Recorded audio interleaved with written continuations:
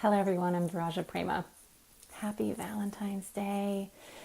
Wow, how's it going for you today? This day of love, the day that people celebrate love, the day that love is actually like so boldly shared, celebrated.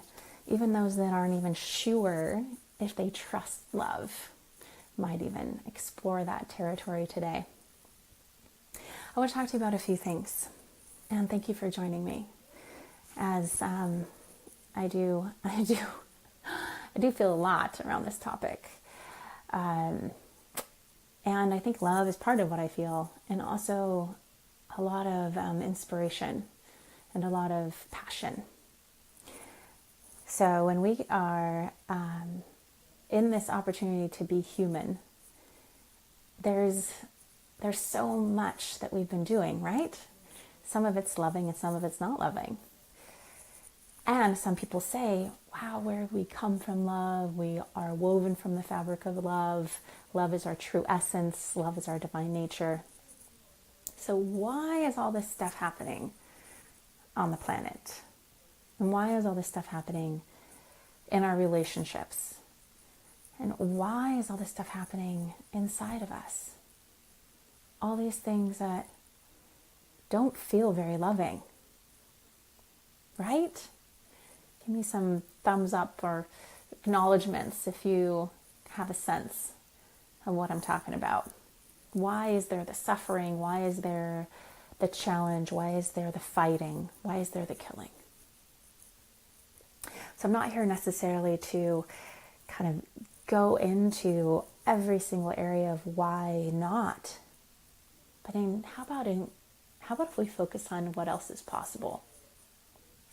So the Me Too movement has been well publicized, and it was timely, a needed time in our culture, in our world, for some of these things that have not been loving to be revealed. Agree? Sadly, many things have happened that have not been loving, honoring, respectful, considerate. But it's not just between what self and other has done. Again, a lot of it has to do with what's been happening inside. So what if the Me Too could be, I'm going to love all of me? How are we going to do that? Most people have never even been shown what that looks like or how to do that or where to find that.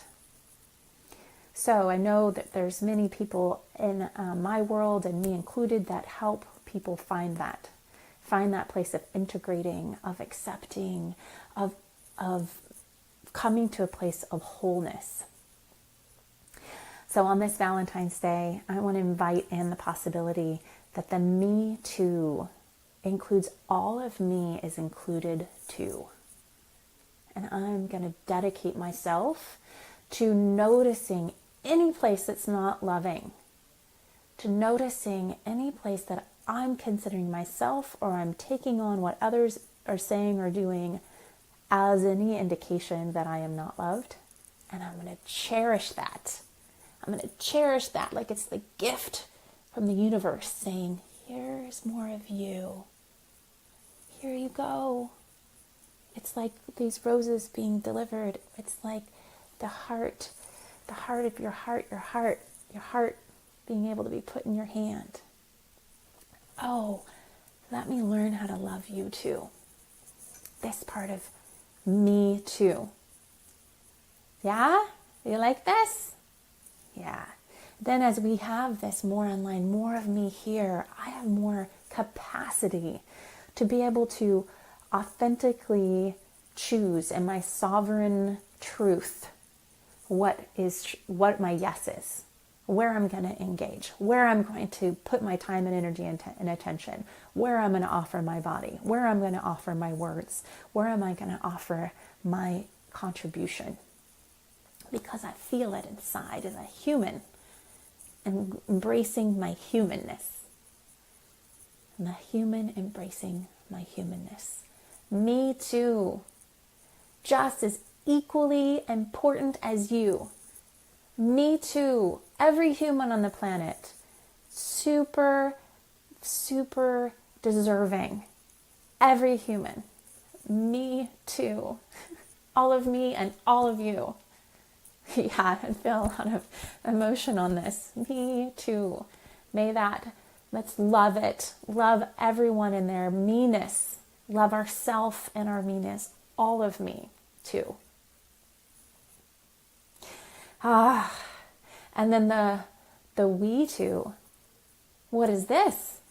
Is it, I need to be better than you? I need to compete? I need to be stronger? I need to have a bigger warhead? I need to have a bigger army? I need to have a bigger lawsuit? No. That's me versus you. That's not we. To get to we need love and acceptance. We need the together. The me versus you keeps us apart. There's perpetuation of separation. That creates loneliness. Loneliness, I've been reading studies, loneliness is an epidemic. It's a health crisis, a public health crisis. Epidemic. Loneliness. Bringing in the connection, which is what I love creating for myself and helping others do, and what I'm doing right here with you. Creating connection. So we can be we too.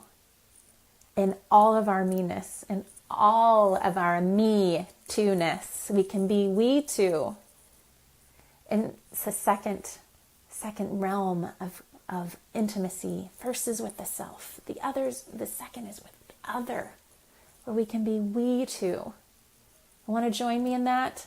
And I'm appreciating the comments on here, and I'm feeling that, and feeling the touching of each other's hearts, where we can celebrate each other, where we can cheer each other on, where we can honor our differences, our gender, our preferences, our colors, our cultures, our race, our financial status, all of it.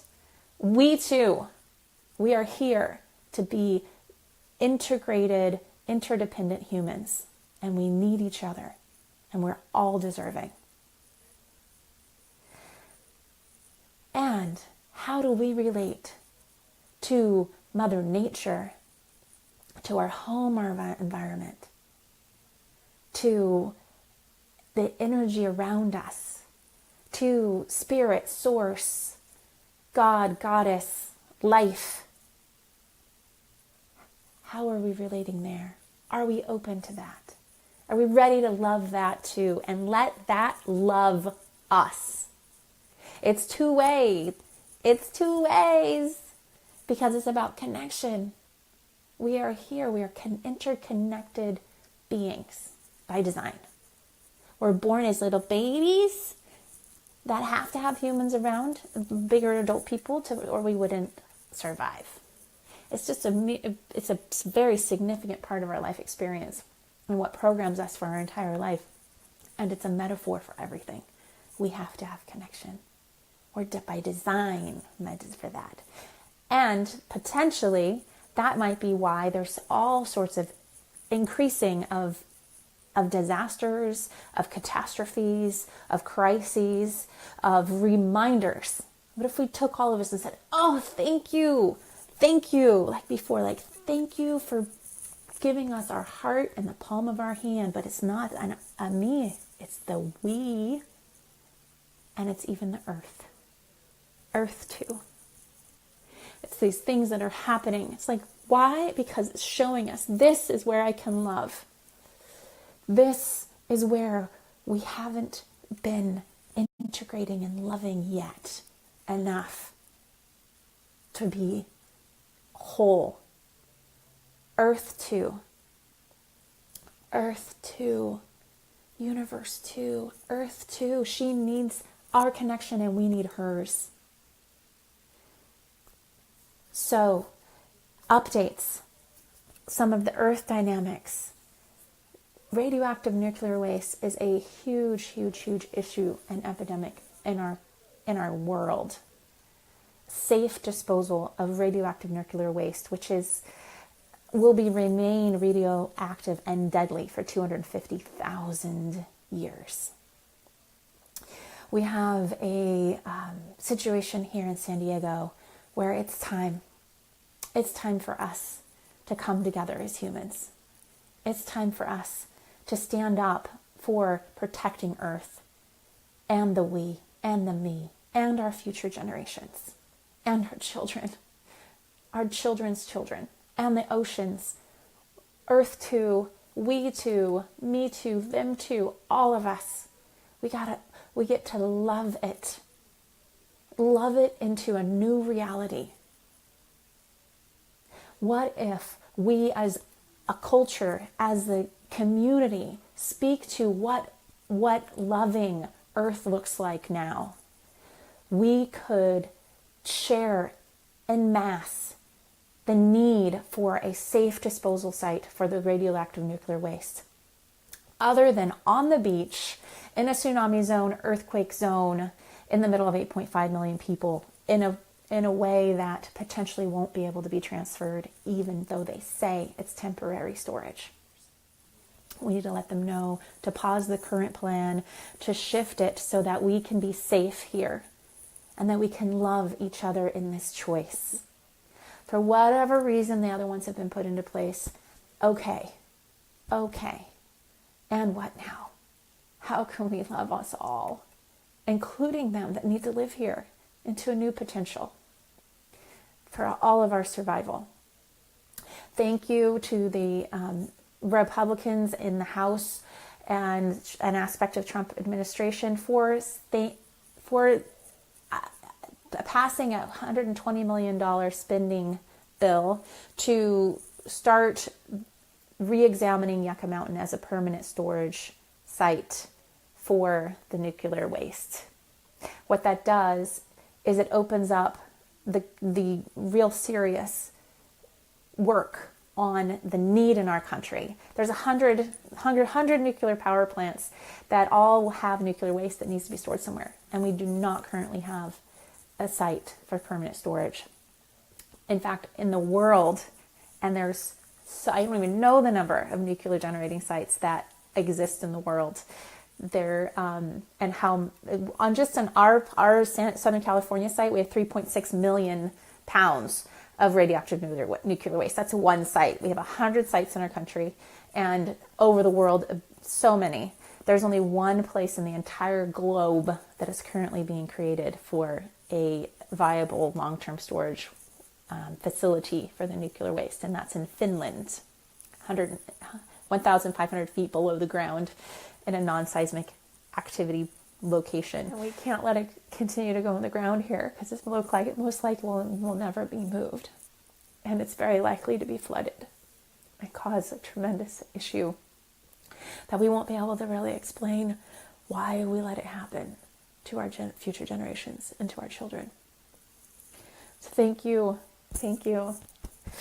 Yeah, I invite you to love on those places in you or in your relationships or on the planetary level that really need to be invited into the heart, into that open potential of what happens when we come together, because we are meant to live in this connected space, in this unity space. And thank you for joining me today, and I love you so much. Whew.